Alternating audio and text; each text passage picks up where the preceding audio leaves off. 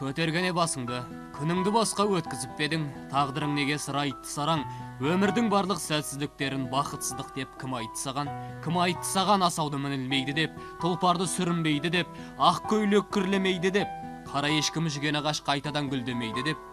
Көтергене басыңды. Көрдің ба? Біздің Сократ тамақты жақсы пісірмейді. Оның үстіне ақын боп барады. Жоға, Мұхтар ағаның өлең емес пе? Иван, Ау.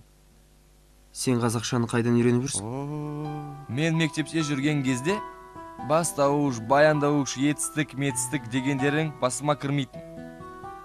Бірде дос деген сөз басыма кіріп, есімнен шықпай қойды. Содан ойладым, егер күніне бір сөз жатап алатын болса, неге тілді үйреніп алмасқа?